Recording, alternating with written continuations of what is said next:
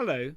I wanted to talk about the recent disturbances in the UK in relation to the much vaunted concepts of diversity and multiculturalism and the origins of these ideas in pre and post Enlightenment philosophy. There are certain reasons why the left sought to sever the cultural connectivity with and reverence for the ancestral past, but today I will concentrate on an ideological rather than a mercenary imperative. I will dive straight into the deep end to highlight the paradoxes which are thrown up by these theories and then work back from there. One of the most offensive ideas to postmodern sensibilities is the idea of being born into a culture, a history, a people, a religion, and then taking on and embodying that praxis as organically and unquestioningly as the air one breathes. This offensive notion is, as with all the mores of the cognoscenti, more or less offensive depending on one's position in the great hierarchy of peoples which the liberal elite have themselves inherited from their Darwinian forebears.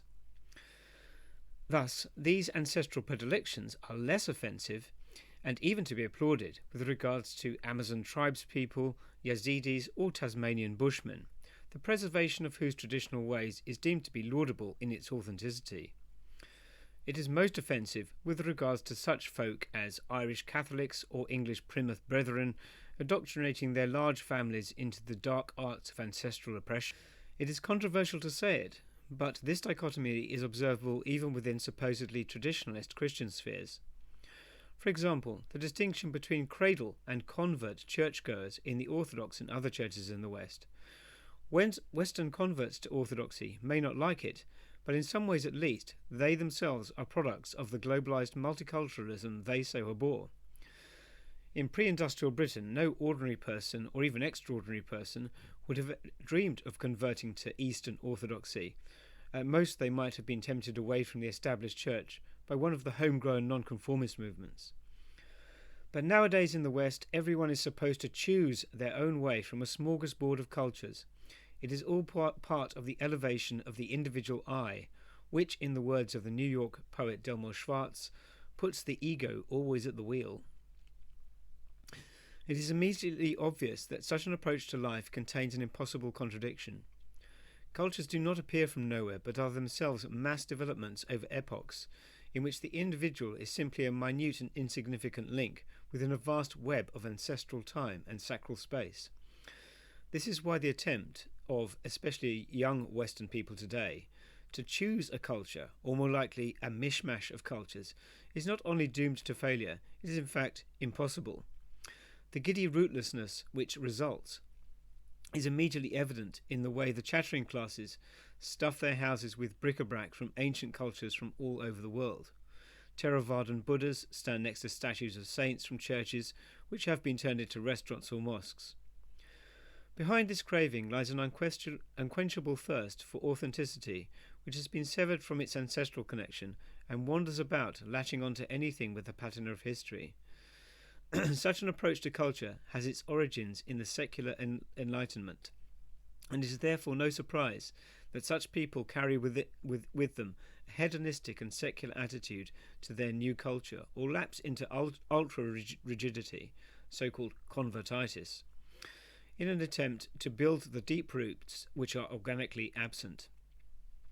This is not a phenomenon which is limited to Christianity.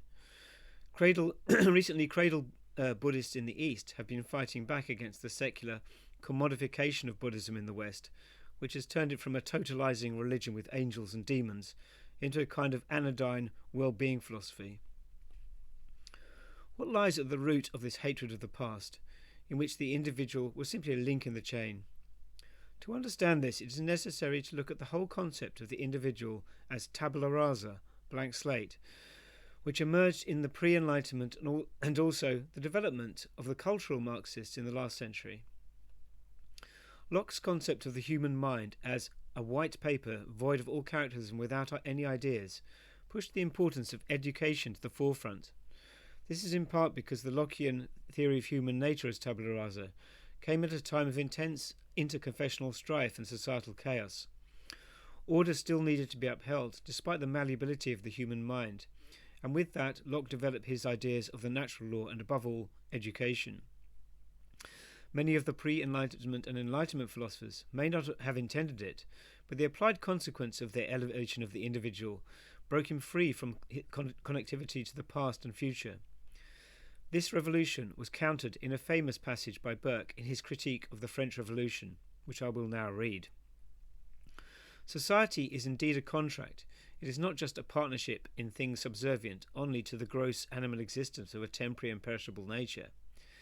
As the ends of such a partnership cannot be obtained in many generations, it becomes a partnership not only between those who are living, but between those who are living, those who are dead, and those who are yet to be born.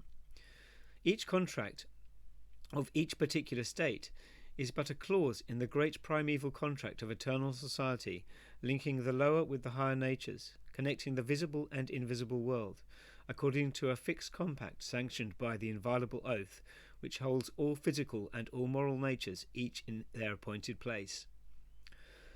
Moreover, it can be said that man does not live by individual reason alone, but also through the multi-layered and non-linguistic cultural praxis which passes through him like a river from past to future, from time into eternity. In the words of T.S. Eliot, in his often neglected but fascinating fascist essay, After Strange Gods, tradition is not solely or even primarily the maintenance of certain dogmatic beliefs. These beliefs have come to take their living form in the course of the formation of a tradition. What I mean by tradition involves all those habitual actions, habits and customs, from the most significant religious rite to our conventional way of greeting a stranger, which represents the blood kinship of the same people living in the same place. Tradition may be conceived of as a byproduct of right living, not to be aimed at directly. It is of the blood, so to speak, rather than the brain. It is the means by which the vitality of the past enriches the life of the present. It is the cooperation.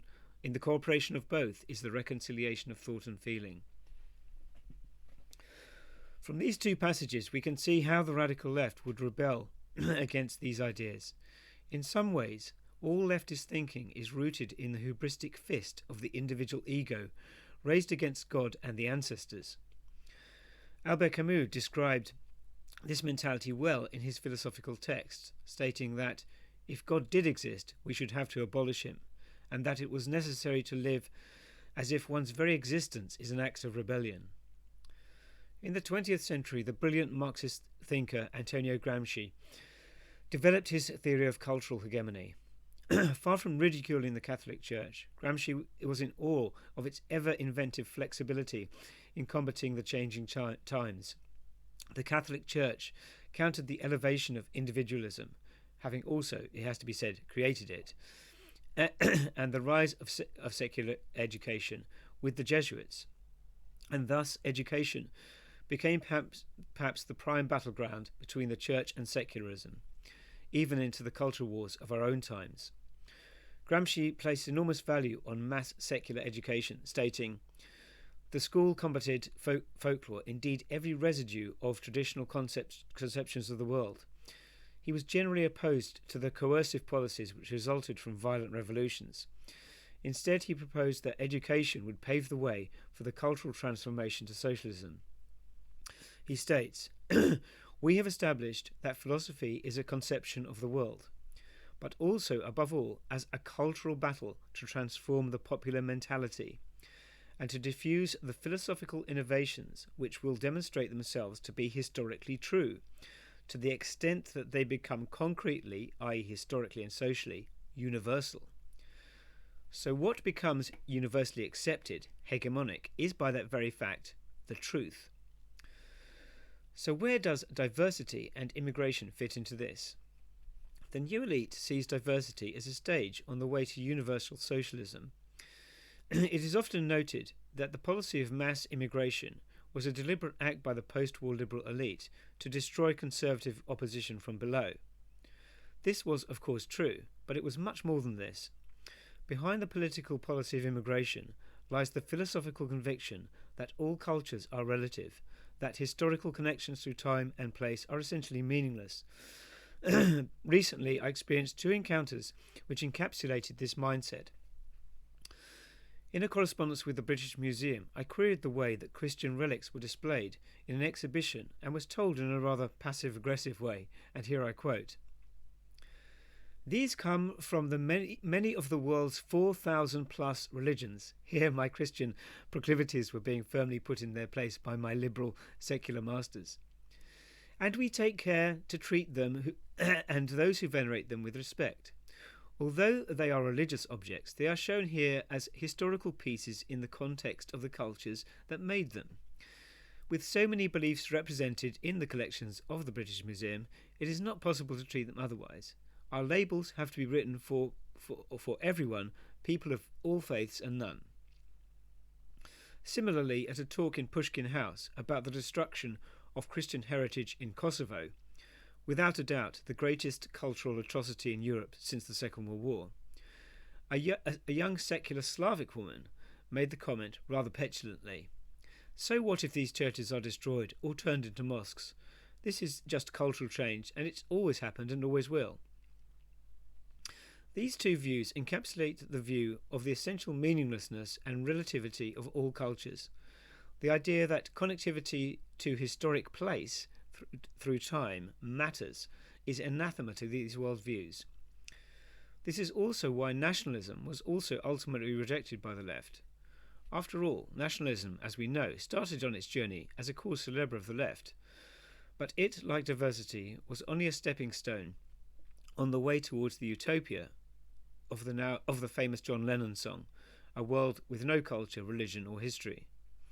Nationalism may have superseded primordial local allegiances and the reactionary church, but it still connected peoples to land and time. As a result, nothing is more abhorrent to the cultural Marxists of today than such things as the Jews' claim to their biblical homeland, or the Serbs longing for their Christian Kosovo, long since overrun by Muslims. And finally, to the England of today, the Gramscian imperative to uncouple people from their ancestors has been immensely successful. It is a huge paradox that the left imported millions of people who themselves preserved an intense connection to their traditions and even their homelands, whilst believing that all such traditions were relative and meaningless. Through their total control over the education system, the liberal elite achieved their goal, but only with regards to the autochthonous peoples. The result is that today the English wander about like strangers in their own land. We might have the greatest concentration of medieval churches in the world, but the devotion which produced these miracles over centuries belongs to a people as far distant to the English as the ancient Egyptians. And yet, roots and traditions die hard. Despite the cultural year zero of today's liberals, the masses sense that something has gone precipitously wrong. They may have had their own culture beaten out of them, but when they see churches being turned into mosques and hear the muezzin ringing out across their towns and cities, yes, it is too late, but they know they have been betrayed.